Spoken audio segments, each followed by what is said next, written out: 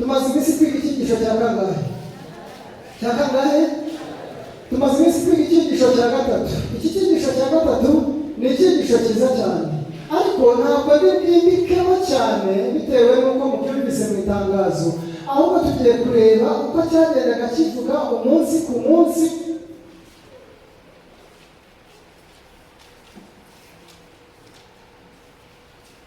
uko icyigisho cyagendaga kivuga umunsi ku wundi, hanyuma dusoze icyigisho. Abayobozi bafite amatangazo y'itorero bose basange Claude hariya mu ntebe y'inyuma, hanyuma yakire ayo matangazo kandi bikorwe neza muri gahunda. Mufate ibyigisho byanyu rero kuba bifite kugira ngo tugendane. Mufate ibyigisho byanyu kuba bifite maze tugendane. Mfite iminota 10, ngiye gukoresha itatu, ngiye gukoresha 5, hanyuma 5 namwe nibahereze. Abafite ibyigisho mugire gutya turebe. Yego, Imana ishimwe cyane. Niba hari ikintu ushimira intara y'ivugabutumwa ya Rusororo, ni uko abantu bayo bazi akamaro k'ibyigisho bya Bibiliya. Imana izakabibukire. Iki cyigisho cyose kiratubwira ngo kuba abo Imana yishimira. Haleluya! Ninde muntu udashaka kuba uw'Imana yishimira? Ntawe.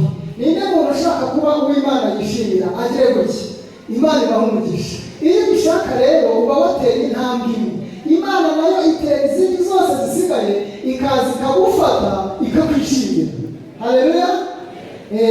Hano icyigisho cyose twakibonye muri aya masomo akurikira: Luka 15:11-32, Zefaniya 3:17, Abefeso 5:25-28, Yesaya 43, kandi Abaroma 8:1, Abaroma 5:8, Mariko 9:17-29. Icyo kubikora batubwiye ngo Uhoraho Imana yawe ari kumwe nawe, ni umunyambaraga, azagukiza, azagushimira anezerwe, azakwereka uko abakunda atuje, azakwishimira aririmba nk'uko ku munsi mukuru. Nanone muri Zefaniya 3:17 muri Bibiliya ijambo ry'Imana. Reka dusenge Imana. Turagushimira Imana igira neza, uhabwa icyubahiro. Icyo tuzi ni kimwe, ni uko twishimira ubishimirwe. Udukunda urukundo rurenze uko tubitekereza, Mwami Imana, kuko waturemye. Turagusabye ngo uzatujyane mu ijuru, bikwakirwa mu izina rya Yesu. Amen. Iki cyigisho ni icyigisho cyiza cyane, cyerekana uburyo turi abana b'Imana, kandi iyo Mana kuba yemera ko turi abana bayo idukunda ikanatwishimira. Haleluya! Icyo umwana rero asabye umubyeyi w'umukunda, mbese arakimuha cyangwa arakimwima? Arakimuha. Nawe bivuze nk'ikizi, icyo uzasaba Imana ugishyizeho umutima utuje, wihana ibyaha, ugenewe kumva bakiranuka, Imana izakiguha mu izina rya Yesu. Ingingo yo kuwa mbere yaratubwiraga ngo muri ab'agaciro kurenza uko mubitekereza. Haleluya! Ko mutavuze ngo amen. Mwebwe muri ab'agaciro kurenza uko mubitekereza n'uko mubyumva. Nta bindi nyunganizi wabishyiraho, uri uw'agaciro mu maso y'Imana. Ubu se tujye gusoma, baduhaye igitekerezo cy'umwana w'ikirara, baduha ibintu byinshi, ariko n'ubundi ni ibihamya. Iri jambo ry'umukara cyane rivuga ko turi ab'agaciro kurenza uko twabitekereza. Kandi hari ijambo umunyarwanda yavuze ngo ntaho wagera Imana itageza gute? Itagukura. Nubwo uri umunyabyaha, ariko uri uw'agaciro mu maso y'Imana kurenza uko ubitekereza. Ahubwo ikibazo ni kimwe, ni uko wakwiheza ku Mana, ariko witagira ijwi ry'Imana, n'ubundi urakomeza ukaba uw'agaciro, kandi ukakwambika ikanzu y'umweru. Haleluya! Uri uw'agaciro mu maso y'Imana. Kuwa kabiri baratubwiye ngo kwishimana umunezero. Kimwe hari ukwishima, kabiri hari iki? Umunezero. Hari igihe umuntu yishima birangira, ariko hari igihe umuntu yishima akananezerwa.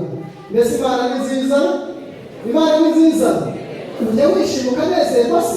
Cyangwa aya magambo abiri ntabwo wari uzi kuyatandukanya?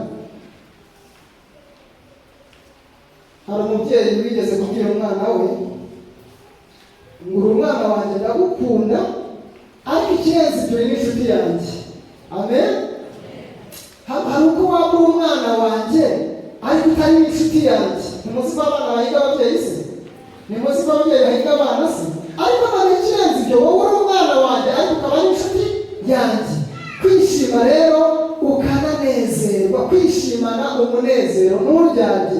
Hari amagambo nshaka gusoma ngo nubwo bidukomereye kubyiyumvisha, Imana iha umuntu wese agaciro katagira ingano. Haleluya. Imana iha umuntu wese agaciro katagira iki? Iragukunda. Ahubwo se wowe ntabwo wiha agaciro, ariko uyu munsi utekereza ko uha agaciro mu maso y'iki? Kandi ntaho wagera Imana itagenza gute? Itagukura. Ku wa gatatu baratubwiye ngo kunezeza Imana. Umuntu anezeza Imana ati, igisubizo ni kimwe. Iyo urimo wiga kuva mu byaha, wiga gukora neza, uba urimo unezeza iki? Iyo upfukamye usaba imbabazi z'ibyaha byawe, urahira kutazabisubira, uba unezeza iki? Ugenda kunezeza Imana, kandi birashoboka rwose. Numara kunezeza Imana, nawe muri wowe uziyumvamo umunezero, maze Imana ihabwe icyubahiro ku bwawe. Ku wa kane baratubwiye ngo amabuye mazima, namwe mucongwe mwubakwe nk'amabuye mazima. Amabuye mazima, wahize iki? Ese ibuye rizima ni irihe? Reka njye kuwanyuma. Ibindi byo kwiga no kuzirikanwa muze kubizirikana mu bisomere namwe aho mwicaye aho ngaho. Baratubwiye ngo ku wa gatanu intego ikwiriye. Intego igize ite? Intego ikwiriye.